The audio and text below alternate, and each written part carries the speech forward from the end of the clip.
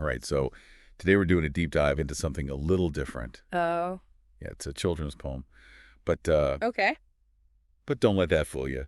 It's actually got some pretty deep themes. Like we're talking self-acceptance, diversity, and even faith, Hmm. all wrapped up in this like beautiful, imaginative story. Interesting. Yeah, and it was all centered around this little girl, Maya, and she's wrestling with these big questions about like why people look different, where she fits in. I see. And how does the poem explore that?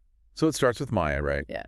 She's just naturally curious. I mean, what kid isn't? Like, why is this person's skin different from mine? Why is their hair different? And instead of just brushing it off her mom, she actually uses it as a chance to like really teach her something.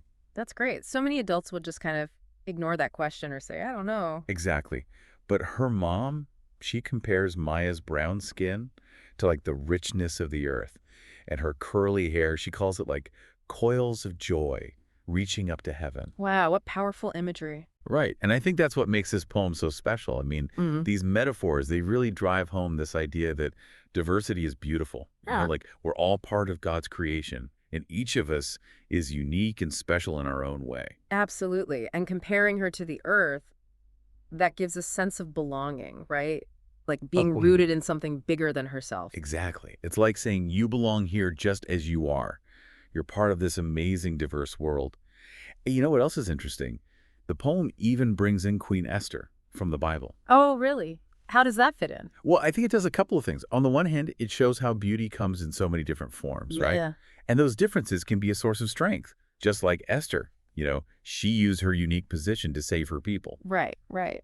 But I also think it kind of hints at how people of color, especially women, have faced, prejudice and discrimination throughout history. That's a good point. Yeah. But just like Esther, they've overcome these challenges and made a real difference in the world. It's definitely a subtle but powerful way to tie in those historical threads. Absolutely. But, the poem doesn't shy away from the tough stuff either. Like, there's this part where Maya goes to school and feels like everyone's staring at her, making her question, if she fits in. It's like, even in a place that's supposed to be safe, kids who are different can feel isolated and pressured to conform.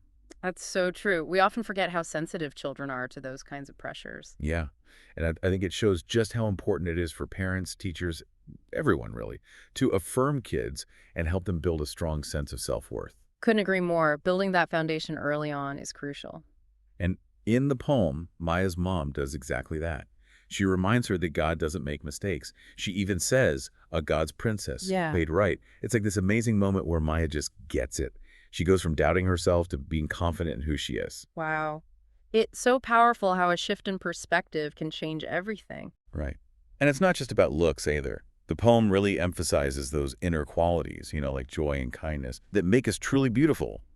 It's a great reminder that true beauty comes from within. Absolutely. And I think that resonates with everyone, regardless of age. Yeah, it's a universal message.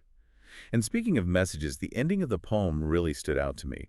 It shows Maya praying, thanking God for making her unique. Oh, I like that. Yeah, and I think it's such a simple yet powerful act of gratitude.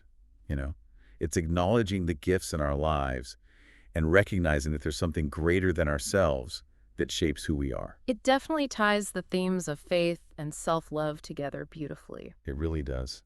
And it leaves us with this great question to ponder.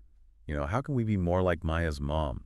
How can we encourage everyone, especially children, to see the beauty and diversity, both in themselves and in others? It's a great question and a challenge, but it's something we all have to work towards, every single day. Yeah, I think it's worth it though, right?